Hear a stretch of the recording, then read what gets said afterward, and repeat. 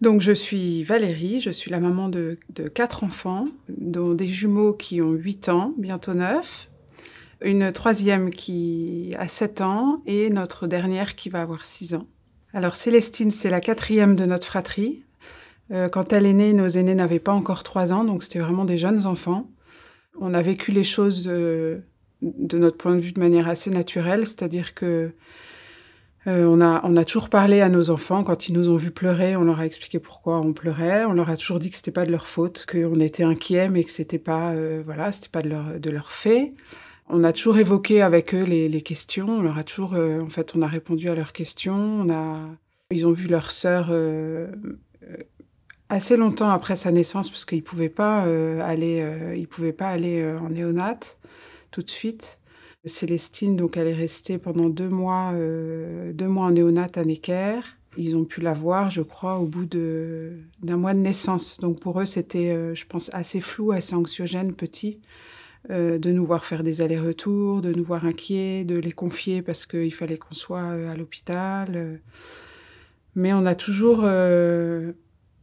parlé avec eux et jusqu'à maintenant, au bout de 8 ans, on n'a jamais encore senti de moment où le handicap de Célestine était une faille chez eux. En fait, pour le moment, ils abordent la question assez naturellement. Célestine, c'est la quatrième, c'est notre petite dernière. C'est aussi peut-être la place dans sa fratrie qui facilite les choses, c'est que elle sera toujours la plus jeune, la plus petite et celle qu'il faut protéger, qu'il faut...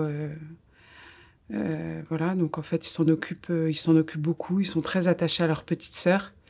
C'est un peu leur borne de réconfort affectif aussi. Là, quand il y a des disputes entre frères et sœurs, en fait, c'est le premier qui va dire où est Célestine pour aller lui faire un câlin et se réconforter auprès d'elle. Il y a beaucoup de choses positives, en fait, dans la relation que peuvent avoir les enfants avec Célestine. Je trouve que ça développe chez eux une compassion en fait aux autres, une attention aux autres qui est vraiment flagrante en fait, que notre entourage d'ailleurs nous signale vis-à-vis de la fragilité de manière générale, que ce soit les personnes âgées ou les enfants plus fragiles, ou même quand on croise dans la rue des personnes qui ont des difficultés à marcher, on les sent beaucoup plus attentifs en fait et beaucoup plus regardants de ce qui se passe autour d'eux, mais avec un regard qui est compréhensif, qui est plus dans un regard, maman, t'as vu vraiment la personne, là, elle fait vraiment ce qu'elle peut pour marcher, ça doit être difficile pour elle. Il n'y a pas de moquerie comme on peut avoir quelquefois chez des enfants de cet âge-là, quand ils connaissent pas la moquerie de celui qui connaît pas, quoi. Donc je trouve que ça développe vraiment ça chez eux, une vraie compassion. À Necker, on a eu, quand les enfants ont pu aller rencontrer Célestine, en fait, cette rencontre, elle a été très préparée par un groupe de psychologues qui prépare les fratries à rencontrer les enfants qui sont en néonat de manière générale, handicap ou pas handicap, parce que la néonat, c'est quand même quelque chose d'assez impressionnant pour tout le monde d'ailleurs, pour les enfants, pour les adultes, parce qu'on voit un petit bébé avec des patchs partout, des tuyaux dans tous les sens, des fils, ça bip de partout, etc. Et donc la première rencontre, elle a été préparée en amont, dans une salle où il y avait des poupées sur lesquelles on avait mis justement des patchs, des fils, où la psychologue expliquait ce qui se passait, ce que les enfants allaient voir. Donc ça a été une première préparation. Ensuite, depuis cet épisode vraiment de préparation où ils ont rencontré Célestine, j'ai pas souvenir d'avoir fait des choses vraiment particulières pour... En fait, Célestine, comme elle est née dans une fratrie qui était très jeune, les choses sont comme ça. C'est-à-dire qu'en fait, nos aînés, ils ont jamais finalement... ils se souviennent pas de avant. En fait, rien, entre guillemets, n'est venu bouleverser leur quotidien. Donc les choses sont comme ça et on les prend comme elles viennent au jour le jour. Donc on n'a pas, pour le moment par exemple, on n'a pas ressenti le besoin pour eux d'aller rencontrer une psychologue par exemple. On le fera, on sait que c'est quelque chose que on peut avoir sous le coude le jour où on sent qu'il y a une fragilité chez nos enfants et que ça pose question. Mais pour le moment, ils prennent les choses comme elles viennent. Ça les gêne pas dans leur relation avec leurs amis, ça les gêne pas dans dans la relation avec nous. Voilà, il y a des points sur lesquels on sera très vigilant, c'est qu'ils n'adoptent pas une posture où ils nous protègent, nous. Dire on va pas aller embêter les parents, leur parler de ceci ou de cela, parce qu'ils ont déjà fort à faire. Voilà, donc ça, là-dessus, on sera toujours très vigilant. On a essayé aussi d'être très attentif au rythme de chacun, c'est-à-dire que Célestine, donc là, elle va avoir 6 ans, donc ça fait 6 ans qu'elle a beaucoup de suivi. Ça fait 6 ans que moi, j'ai arrêté de travailler pour ça, c'est-à-dire que tous ces suivis et tout ce qui concerne Célestine a lieu sur le temps scolaire de nos aînés. Et donc, quand ils rentrent de l'école, finalement, c'est plus un sujet. J'ai toujours refusé des rendez-vous, même si ça a été difficile parfois, mais de refuser des rendez-vous après le temps scolaire.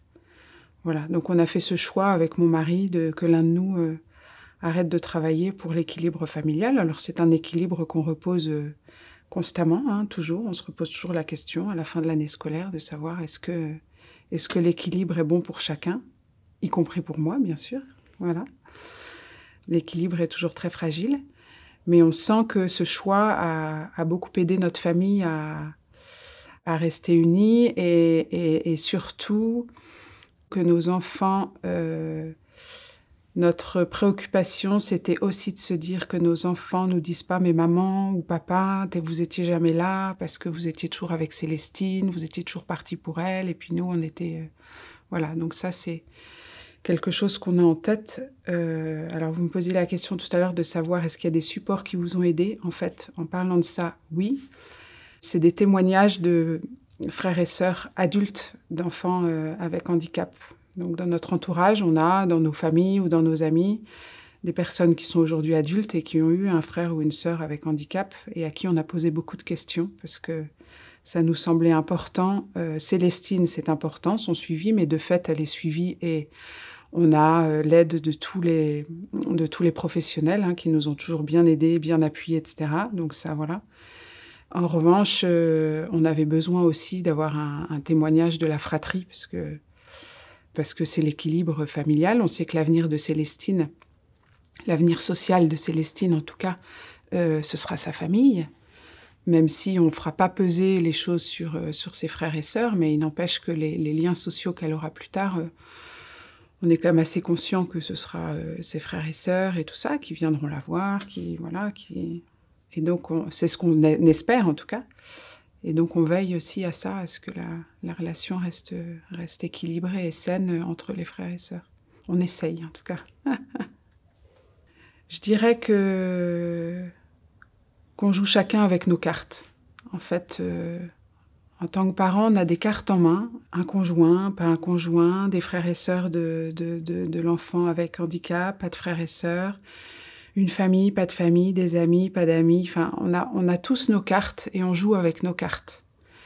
J'ai toujours trouvé quelquefois difficile d'échanger avec d'autres familles qui nous parlent de choses qui ont très bien marché, qui ont vraiment été super. Et en fait, nous, de se rendre compte qu'avec nos cartes, on peut pas, c'est pas gérable. On peut pas suivre des choses… que d'autres feraient, ou on peut pas suivre la recette des autres. En fait, il n'y a pas de recette à ça. On joue avec nos cartes. On joue avec nos cartes, on joue avec ce qu'on a de nos vies et ce qu'on veut en faire.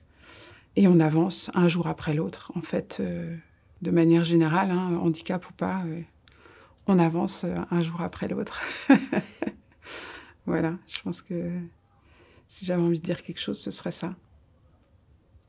Voilà.